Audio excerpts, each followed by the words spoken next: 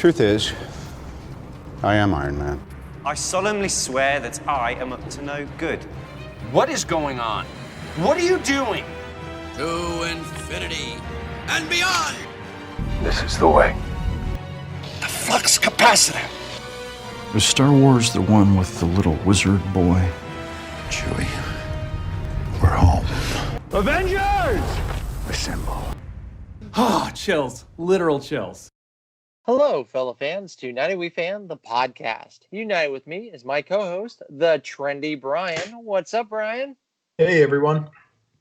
We hope our fellow fans enjoyed our last episode, where we were joined by our friend Patrick as we traveled down the Great White Way to visit the Broadway shows, Phantom of the Opera, Aladdin, and Beetlejuice. On this week's episode, we'll be hitting the gridiron to talk football movies. The NFL season recently started, and we felt it was only fitting to do so. But first, thank you all for uniting with us as we talk about all things fandom. United We Fan is partnered up with CKCC Radio. They have a large variety of podcasts on their channel, including the show The Nerd Table with our good friend, Chris. He's co-hosting the show, so check it out. And check all of us out wherever you listen to your podcasts. In Mark and Bryan's World News, Marvel just keeps updates and exciting announcements coming. You know what? I'll start with Electro. There's a rumor out there that Jamie Foxx will be reprising his role from the Amazing Spider-Man 2. Brian, I'll let you take this one. What are your thoughts? Well, it's more than a rumor. Jamie Foxx has said that is happening. It's more than a... Yeah. Until Kevin Feige comes out and says it, I'm going to stick with rumor, but go ahead. I get you, yeah. You brought up Kevin Feige. Kevin Feige did really, really like Electro, actually, in The Amazing Spider-Man 2, which some people are all worried about now. But I will say the look of Electro, I really liked, but the character himself, it didn't really pull off for me. Now, we don't know if it's going to be the same actor playing the same role, or if it's the same actor playing a different Electro, if they're kind of rebooting the character. We don't know if they're going to do a multiverse version of Electro. We really don't know what's going to happen. So I will give Marvel Studios and Kevin Feige the benefit of the doubt until they lose it, and they have a long ways to go to lose it for me. Yeah, I'll be patient. I'm not closing the door on it. Jamie Foxx is an amazingly talented actor, and I did mean to say amazing when we're talking about Spider-Man. Anyways.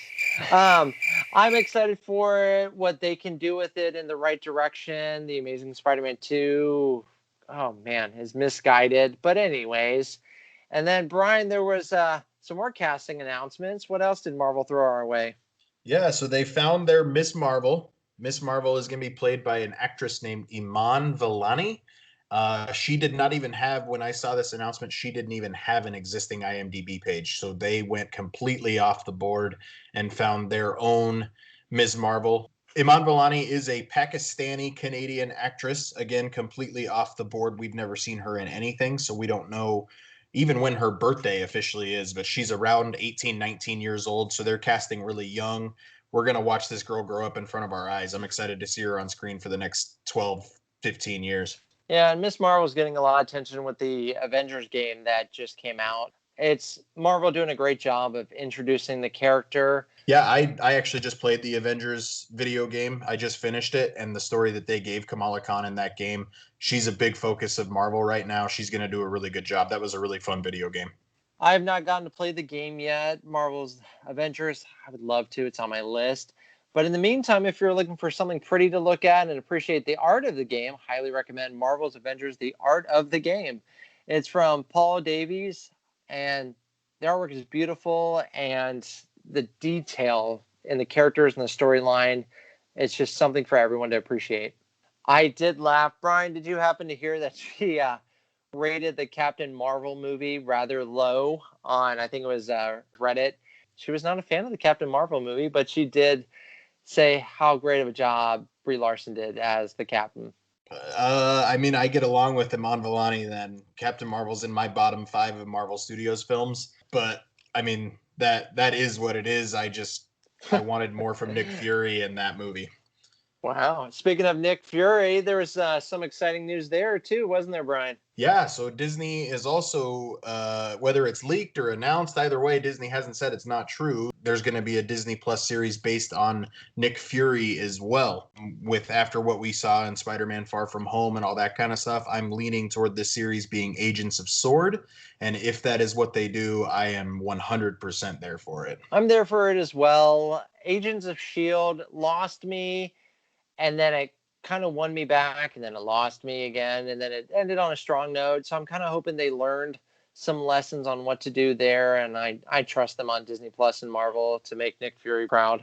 The biggest difference between the Disney Plus stuff and what Agents of S.H.I.E.L.D. was is originally when Agents of S.H.I.E.L.D. started, it was it's all connected. It's supposed to be part of the MCU. And then that just kind of went away. These MCU shows, these Disney Plus shows are going to be very much in the MCU run by Marvel Studios and Kevin Feige. So we're going to see a lot more interconnected, less of a mess. Plus, when you're streaming, you don't have to meet a minimum episode requirement, a minimum time requirement. You just make what you want to make, tell the story you want to tell, and that's it. You don't have to have something out every single Wednesday for 22 Wednesdays. Marvel, if you're listening, thank you for listening. Brian and I are very patiently waiting for Falcon and Winter Soldier still. They're headed to Prague soon. We do know that Sharon Carter, Emily Van Camp, just wrapped her role on the Falcon and Winter Soldier, and they're headed to Prague soon. So that show should be finishing within the next couple of months. So we should see it soon. Well, exciting news all there. Thank you, Marvel, for giving us tons of chills and goosebumps. Nick Fury, director of S.H.I.E.L.D. I'm here to talk to you about the Avenger Initiative. Okay, fans, now it's time to strap on the pads and huddle up. Brian, our listeners, I'm sure, want to know what teams we are fans of. So who does Brian tune into on Sundays to root for? It's been kind of nice this season because I just tune into the Red Zone and I just watch because I'm a Denver Broncos fan. And we're going to review the movie The Replacements. And it took me at least a few minutes to realize we're going to talk about a movie and not the Broncos 37-28 win over the Jets on Thursday night. Oh, shots fired. That roster is an absolute disaster. Just everybody's hurt. But so it's just a bunch of, they literally picked up a guy at the airport on the way to the game and gave him his jersey in the car this week. Like it's bad. Oh, wow. But, I hadn't heard that. Yeah, I'm a Denver Broncos fan. My youngest daughter, her middle name is Peyton after Peyton Manning. I'm a huge Broncos fan. So I'm just kind of taking the year off, watching my fantasy team and watching the Red Zone. I, being from New Orleans originally, I'm a New Orleans Saints fan. Well, there was a lot of hype for them this season, and a lot of people were jinxing them by putting them as a Super Bowl favorite. And, well, it's been a rough start. I'm going to hang in there with them, but, oh, man, they've already made me sad a couple of times this season. But anyways, the New Orleans Saints, they are my team that I am excited to cheer on and root for and hope they don't become the Aints. Any Super Bowl predictions? Let's stick with it. In baseball, I picked a team I really don't like in the Dodgers. Let's stick with it. I think the Chiefs have the most special person at the most important position. Patrick Mahomes is an absolute monster. So I've got Chiefs over the Seahawks in the Super Bowl this year. Pretty good choice. Yeah, I went back and forth between the Seahawks and the Packers. But I'm just liking what I'm seeing from Russell Wilson and the Seahawks. I definitely think he's on the track for a Super Bowl and a possible MVP. But you know what? I'm going to have fun with this and go representing the AFC, the Buffalo Bills. No one circles the wagons like the Buffalo Bills. You know, who knows? Why not? I'm going to have some fun with it. The Chiefs, you know, can't argue with them. They look strong. I think the Ravens are kind of being found out and their weaknesses are being exploited. Shout out to my buddy Boone. If the Bills can make the Super Bowl, he's a gigantic Wyoming Cowboys fan. If Josh Allen can win a Super Bowl, I think he would die a happy man even 80 years from now. Some fun selections there. On this week's episode, Brian and I will be talking about 3 films that we were just really excited to talk about when it comes to football movies. First one up will be the movie I selected. It's not hugely popular. That's why I'm hoping to get some love in. It's called Necessary Roughness from 1991. On IMDb, it has a 6.2 from viewers, so it's above average. A lot of people have fun. I describe it as, for all those people who haven't seen it out there, as Major League meets football. You know, you get the ragtag team who nobody's expecting much from, and well, I'm not going to spoil it, but they come together as a team while also making us laugh. Directed by Stan Dragoti, who, for all those fans of Mr. Mom out there, may recognize that name. Brian, I know you checked this one out for me. What were your thoughts? So you're right. I had not seen this movie until this week when you told me that that's the direction we were headed. And I saw Scott Bakula. I saw Sinbad, Rob Schneider, Jason Bateman, a very young Jason Bateman. He was looking handsome. Oh, yeah. But I did not like this movie, Mark, and I am sorry. But to me, there is too much of Robert Loggia. That voice can get a little grovelly, a little on it. I don't know if on edge is the right word, but it had a little too much Robert Loggia in it for me. I just didn't love it. The entire running gag of Larry Miller, and if you don't know that name, you do, but he's the dad from 10 Things I Hate About You and many other things. But the entire gag of him being the dean and trying to catch him in an academic scandal and stuff, it just went on far too long for me. I just didn't like it. I gotcha. I mean, do you see at least somewhat of comparison to Major League? You have the old player, Scott Bakula, as Paul Blake. Sorry if I butchered your name, Mr. Scott. Loved you in Quantum Leap. He's very comparable to Jake Taylor from Major League. And then, you know, you have your not so typical coach. And then instead of Serrano, who has his voodoo, you have the karate guy. And then the owner of Major League and the dean from Necessary Roughness, kind of very similar. And then I liked Rob Schneider as the announcer. The Blake man pitches to Sarge. The Sarge sure bumps into his own man. It's a fumble. Fumble-laya. Sarge Fumbleina Wilkerson fumbles the ball. He's no Bob Uecker from Major League, but I think Rob Schneider is pretty funny in this, a very young Rob Schneider. And then Sinbad. I mean, is there a bad Sinbad movie? Don't answer that. Don't answer that. You don't want to tempt those fates. I know. And then, yeah, like you said, you get kid Jason Bateman in there. Very young kid Jason Bateman. I mean, there's little comparisons to Major League and Necessary Roughness. I was kind of hoping if you're a fan of one, you might be a fan of the other. I think my biggest issue is when you called it the Major League of football movies, I wanted it to be a little more irreverent than it was.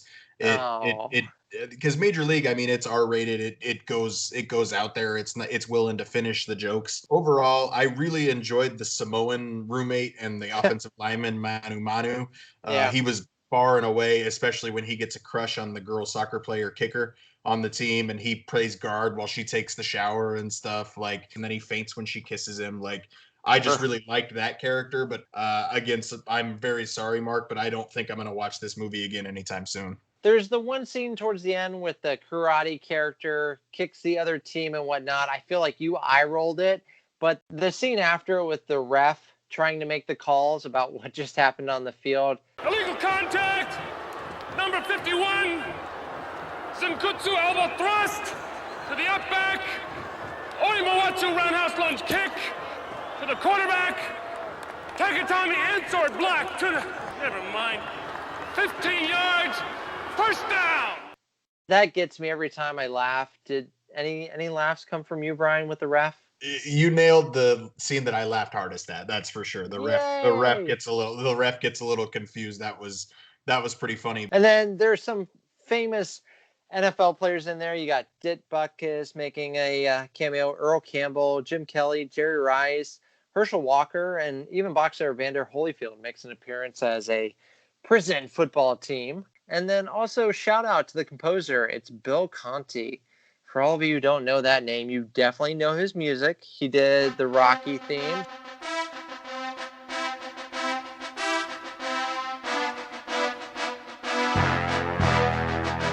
When you're running, that's his music. He also did the Karate Kid movies.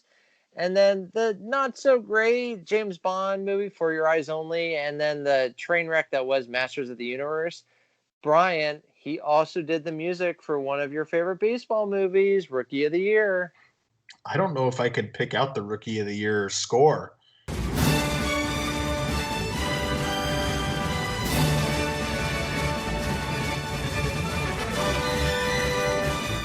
Just shush, all right? It's motivational music from Bill Conti, okay?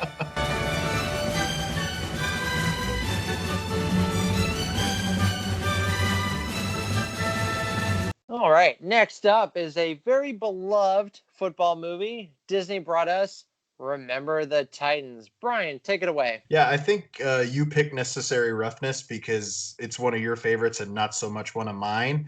We're going to talk about Remember the Titans, which is no question my favorite football movie of all time. And I know it's not up in that top 5 for you, Mark, so I'm excited to kind of hear some of that. But Remember the Titans, I was able to introduce it to my family just this week. Obviously, my wife's seen it many, many times over.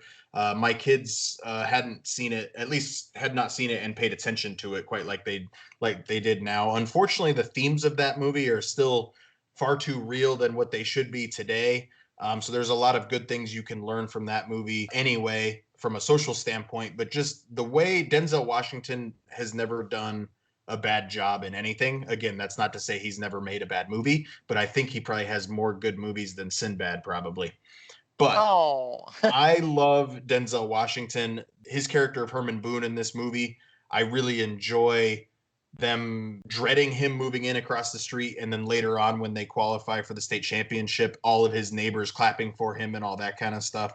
Just, it's all really cool. And I will say my favorite part of Remember the Titans is when Julius meets Gary's mom and he goes in the house and she goes to shake his hand and he goes past her and hugs her and then picks her up off the ground. I love that part. Oh, I do love that part as well. I mean, don't get me wrong. I don't hate this movie. It's not I dislike it. When I did a football poll on my Facebook and this one won. And then I know whenever people talk about their favorite football movies, this one is like, if not the first, it's like the second movie people say. So to me, it's a little overrated. And don't get me wrong, the themes of the movie still very relevant, like you said. The story overall is solid. I think it's the pacing. There's some pacing issues. Like Disney wanted to go pretty deep into this, but then they were like, wait a minute, we're kind of Disney, so we got to scale it back a little bit. So I don't think they went as hard as they could have in it. I think the film also suffers a little bit from annoying child actors.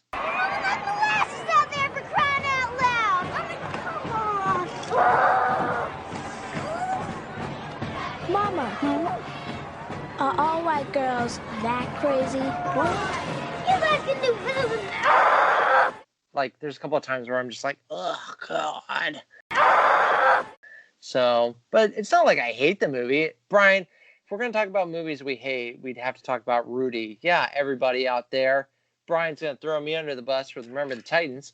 Brian hates Rudy. Yeah, I'll go with that. Hate's a little strong. I think Rudy is the most overrated football movie without any doubt whatsoever. I don't enjoy watching a movie about a guy who's just simply getting playing time. It's not my thing. And it's about a school that I could care less about. I couldn't care less about Notre Dame. Yeah, everyone. So if you need to send any hate emails or comments our way, you can find Brian and I at United We Fan.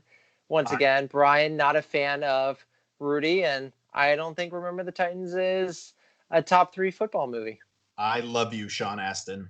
I can't carry it for you, but I can carry you. But going back to Remember the Titans really fast, that locker room scene where they're telling the mama jokes and singing the Temptations. Little Elastic, man, what happened to you? Man, I just gave your mama a piggyback ride and she weighs twice as much as I. That's a mama joke. You even get a young Ryan Gosling in the movie, and he doesn't do anything remarkable. His talents definitely were allowed to shine later on in his career, but it's fun to see a young little Ryan Gosling in there. This movie is the birth of one of my favorite memes or tweets online. It says Ryan Gosling may be handsome, but he was an absolute liability at safety for the Titans in 1971. I haven't seen that, but that's pretty darn good.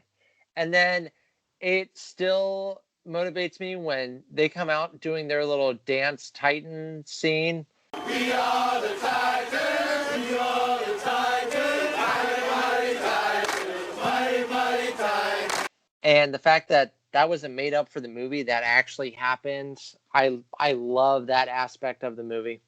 But one thing that didn't quite sell me on it, I, being the nerd I am, I love looking into history, and there is some controversy about how they modified some of the characters. I'm not going to say any names because I don't want to go that far, but the film definitely took some leisures with its characters and how motivational and kind they were, and that kind of discouraged me a little bit from the film when I watched it. But overall, don't get me wrong. Remember the Titans, great film. I think it still needs to be watched. I think there's a lot to learn from it, even to this day. Disney did a great job, and I will still remember the Titans. The most egregious mistake to me is that they can win the game on a 75-yard play. Some of the clock management in this movie as a football fan is a little bit suspect as well, but it gets worse in the replacements. So, Brian, is this movie a movie that makes grown men cry? I will say I did tear up in a handful of spots last night, but full out cry, I don't think I was there. I definitely think I got goosebumps, obviously, with the horrible car crash that's in the film. And then when the two characters, you see them finally connecting on the football field. I looked at some of the historical liberties that they took, like you were talking about. One of the things I did learn was Gary Bertier, though his car accident was real and that character was a Paralympian and all that kind of stuff. That accident, he actually was able to play in the state championship. That accident actually happened after the state championship game, which I thought was interesting. They won the state championship 27-0, so they didn't need the backside George reverse to win the game. You're saying that car crash that inspired the team and everyone didn't happen until after the championship, and it was a blowout. So the tension and stress and dramatics of that football game, it wasn't actually that stressful and dramatic. That's what Google's told me. I mean, oh well, I mean, if Google says that, no, from all research I was able to conduct, yes, that is, they won the championship game 27-0, and that accident, though horrible and everything, was actually after the entire state championship. I feel lied to. It wasn't the actual events. I was gonna say this movie is inspired by a true story. I will take that and just remember that when I'm watching it, I guess. Brian, I will give you this. Rudy also took some creative liberties, especially if you talk to some of the players that were there with Rudy. So, good for Hollywood. Make those movies engaging and interesting and inspiring. Moving on, Brian mentioned it earlier. We're going to talk about it now. A Keanu Reeves, Gene Hackman comedy masterpiece, The Replacements. Brian, take it away. Why do you say masterpiece? You keep using the word. I don't think it means what you think it means. This is one of the films in the second Keanu-sance of our lives. We've had 3 total. I love a good Keanu Reeves. This was him in his mid-30s. Just the entire movie, the premise of a sumo wrestler being on his offensive line, the two brothers that were bodyguards on his offensive line that come to his hand. This was also, nothing screams 2000s quite like Orlando Jones being one of the main characters. I forgot how funny Orlando Jones was. I miss those big wide eyes that he can make. I want to know if people still know Orlando Jones. Like, does anyone remember him from the 7-Up commercials? Like, are those that old? I don't know. Listeners out there, anyone filling me on the 7-Up commercials with Orlando Jones?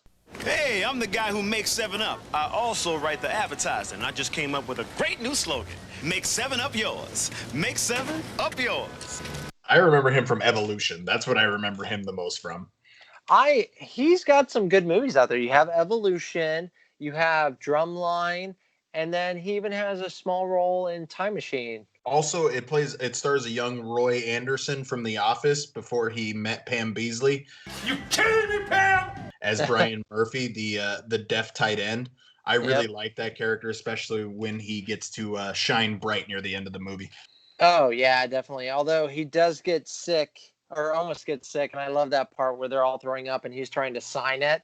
Jon Favreau as the SWAT team cop turned football player, and then the scene where he's sitting down with the convicted felon and they're both just having dinner and they had the stare off. I thought that was funny. John Favreau as Danny Bateman, the middle linebacker in this movie, is far and away my favorite movie, especially anytime he's talking to the kicker.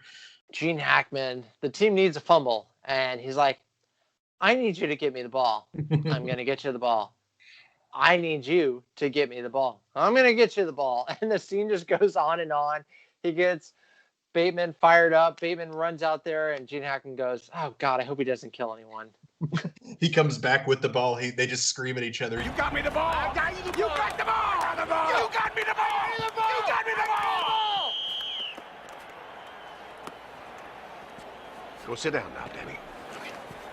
It's just little moments like that actually just produced very good laugh out loud moments. And when I saw the film, I laughed. But then as I watched it as more of an adult, I think the movie got funnier with me for sure. We do get a lot of shots of M&T Bank Stadium, which is the stadium that the Ravens play in. That's the stadium they used for this movie.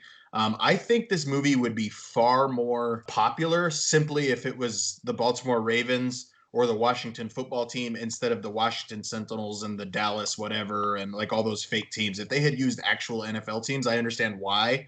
But I think if they would have done it, people would watch this movie a lot more than they do. I agree. Yeah, I think the NFL probably wanted a whole lot of money, and then none of the teams want to be represented in that way. So, of course, they had to create their own like XFL-looking teams there. And then actually, when I looked at the XFL, I kept thinking about the replacements just with the jerseys and the names. But you can definitely tell when you look at the stadium, for all you Ravens fans will be like, yeah, that's where we play. Woo! When we talk about Remember the Titans having some themes that are still very much relevant today, the replacements is completely based upon millionaires complaining to billionaires about not making enough money. Now, while this may not be my view altogether, and I think that all NFL players get painted in a bad light as it regards to that. Sometimes they have a point, especially from a value of their business and that standpoint. But it's still very relevant of millionaires complaining that they want to make 8 million instead of 7 million or whatever. And that will always stand the test of time.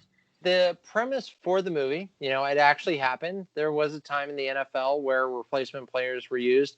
Sean Payton, the coach of the Saints, he actually was a replacement player quarterback at one point. So the story is not that far-fetched. And like you said, the themes with money. And then speaking of the kicker, if I say his name wrong, and I know I will, I'm so sorry. Rice Effins. I'm so sorry if I butchered it. He plays the Welsh kicker. He's hilarious. If you've seen Notting Hill, he's Hugh Grant's roommate in the film. He's another funny part to it. And then, Brian, we can't move on without the prison dance scene of I Will Survive. Yeah. Yeah. Orlando Jones, when he's like, Clifford Franklin, he did all this. And they're like, oh, you were the man tonight, Clifford Franklin. You were hiding behind the jukebox. and then he sings the entire lyrics to I Will Survive. It's really funny. But the kicker, there's two things about the kicker that I don't quite understand. I love the part where John Madden's like, I think he's got a cigarette out on the field. And Pat Summerall's like, you can't be seeing that right, John. Like, that was in a time before HD cameras because they would have definitely known. But the other thing that I don't understand is they send the kicker out to tie the game against Dallas at the end, and his bookies and everybody that hates him is in the crowd. So Shane changes the play, and the Sentinels still win the game, and therefore that doesn't help the kicker. Like he's still going to be very much into gambling debt because Washington won. So that doesn't really help the kicker very much. Spoiler alert for everyone who hasn't seen the movie. But, we all know it's a feel-good movie. So, of course, it's going to be a happy ending. It's also 20 years old. It's not exactly my fault. But yeah, going back to just how funny this movie is, I think a thing that makes a comedy movie stand the test of time is quotable. And there are so many quotes from this movie, so many memorable scenes that you'll still talk about even way down the line. I quite enjoyed the cheerleaders, about who they get to be even replacement cheerleaders. And it's an interesting decision who they choose to have as their cheerleaders. I love when the cheerleaders are then distracting the San Diego football team and the coach is on the sideline just yelling about how that can't happen and all this kind of stuff. It's hilarious. When you talk about the quotes though, I still 20 years later quote John Madden of I love when a fat guy scores because then you get a fat guy spike and then you get a fat guy dance. John Madden and the crew are actually pretty funny in this movie. Usually you just get them calling one or two plays, but no, they actually gave them a chance to be comedians. All right. Well, that was our look at those 3 football movies, but Brian and I still have some other favorites that we're just going to do some quick shout outs to. The movie inspired by Friday Night Lights, Varsity Blues with James Vanderbeek and Paul Walker, I think is still hilarious. It's extremely dated. It's funny. It's dramatic. It has all that MTV teen angst. And you could definitely tell after watching Friday Night Lights that it was inspired by it, but maybe they couldn't get the rights to it. So check out Varsity Blues from MTV. Came out a while ago, but yeah, check it out. I always wanted a pet pig just like Billy Bob. Speaking of Friday Night Lights, that movie is on a lot of people's top 5 football movies for a reason. It's a great film. You'll definitely need the tissue box for that movie. Speaking of inspiring movies based on real events, Friday Night Lights, and even the TV show, I think is very underrated. The critics love it. The audience, I think over time have started to find Friday Night Lights. Brian, do you have any love for the movie or the TV show? Clear eyes, full hearts, can't lose. I really liked the TV show. The movie, though, I remember thinking I was far better at football in high school than I in reality was. I would get jacked up on a Thursday night, watch Friday Night Lights with a few of my teammates, and then go out and lose 47-6 the next night. But I really like Friday Night Lights, and it's different than most of the other films like it. It's even filmed differently. It's kind of got that Moneyball look to it if it's a little bit darker and all that kind of stuff. But a lot of the characters, you'll recognize them from a couple of different places, but it just made me realize like actual good high school football versus what I did in high school. And I like Billy Bob Thornton as the football coach in that movie as well. Yeah, he did a great job. So, and then last up of our movies to give a quick shout out to, The Longest Yard. You have the original with Burt Reynolds, and that one is definitely grittier than the remake from Adam Sandler, which Burt Reynolds returned for as a supporting character. Nelly is one of my favorite rap artists of all time. So seeing Nelly jump on screen in the Adam Sandler version was a lot of fun. This is kind of where we learned about Terry Crews and being Cheeseburger Eddie. Yeah. I am far more familiar, and Burt Reynolds was in both of them. I'm far more familiar with the Adam Sandler version, but the Burt Reynolds role that he had in the Adam Sandler version was actually a lot of fun. I really liked that. And then, I mean, being a Broncos fan, seeing Bill Romanowski on screen, I mean, the guy's not exactly a great human being, but I still really like the guy. He won a Super Bowl with me. I mean, you even have Michael Irvin in there, and you go at first, oh, God, is he going to be an athlete trying to turn actor? Michael Irvin doesn't do a bad job as, playing a football player, but he still does a solid acting performance. You do have a few actors or athletes turning actors on this. I mean, you do have Terry Crews was an athlete. We talked about him, but you had like Steve Austin is in this movie.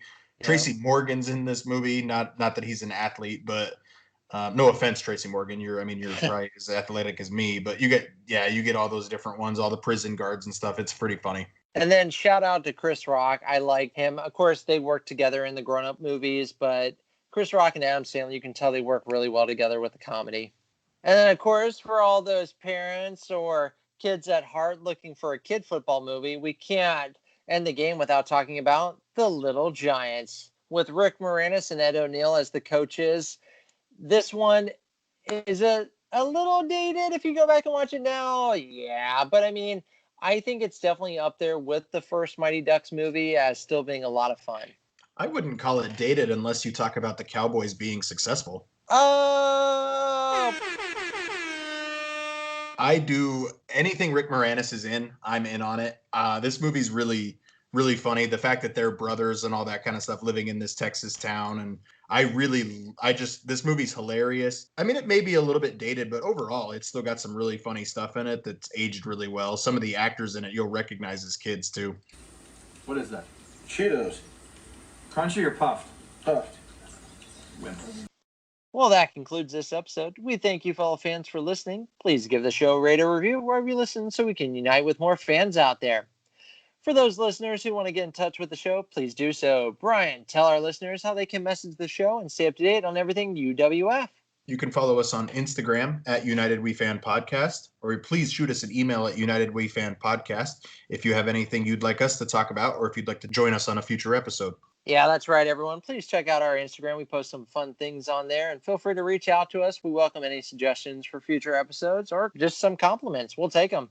Thank you for uniting with us here on United We Fan, the podcast. Listen to us wherever you check out your podcasts. To Unite Again fans, if you ever need a play to win the game, I highly recommend from the Little Giants playbook, the annexation of Puerto Rico. Will you teach me to football? Yeah, I'll teach you anything. Just don't eat me.